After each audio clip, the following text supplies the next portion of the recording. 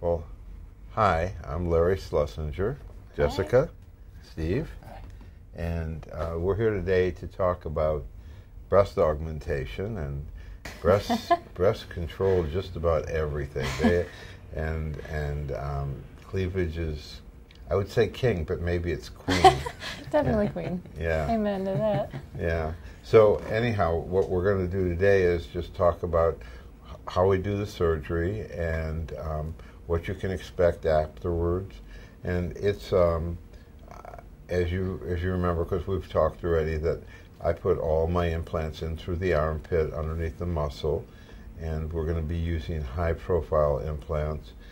And the surgery takes about 2 hours, a little less usually, 1 to 2 hours, and you have very beautiful breasts. They're just a little small. We'll have no trouble augmenting them, and we use an endoscope to do the surgery.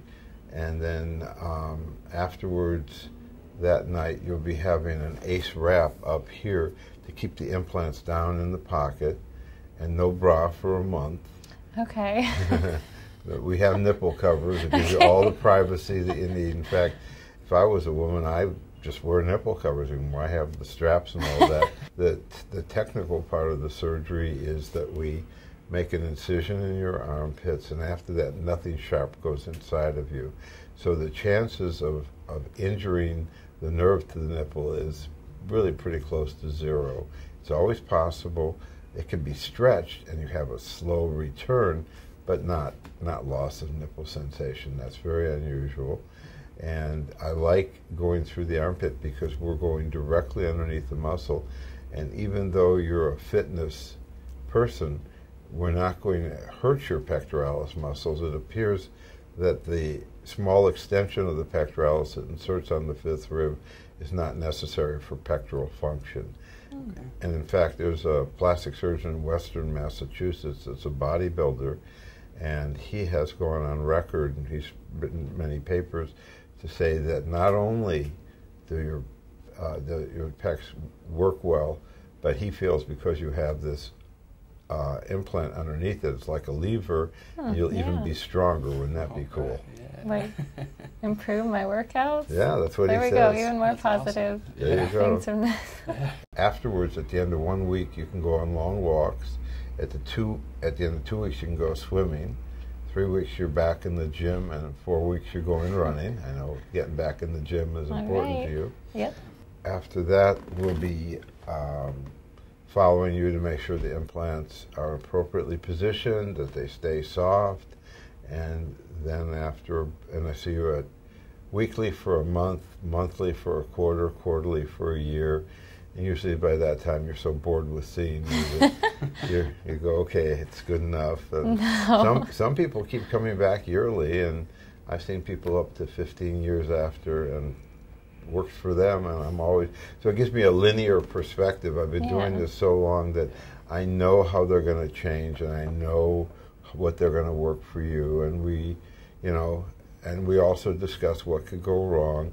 So infection is the worst problem, and if you get an infection, we have to take the implant out, get it healed, put a new implant in. Hematoma, if you bleed into this space, you can get a hematoma. Hematomas are really bad, not because they're dangerous, but they increase the chance of hard breasts. So we're going to be very cautious not to let that happen. I have an endoscope inside of you, and I can stop any bleeders, any arterial or venous bleeders, but nobody can stop capillary bleeding. So because of that, we will put a drain in, usually remove it the next day. And that's how we'll approach this. Do you have any questions for me? Gosh, I think you've answered them all really well. I feel very confident going into the surgery. So. Okay. Steve, any questions? I don't think so. I'm really excited as well. I'm excited. I'm grateful that we met you.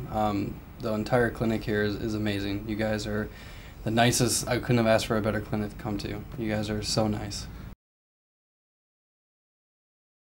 I was diagnosed with Stargardt disease, which is a form of macular degeneration. So essentially my vision, my central vision, continues to get worse. I'll always have peripheral vision, So I won't be completely blind, but I'll just kind of have to sit this way and talk to you so I can see you. I thought it was my bad breath. No.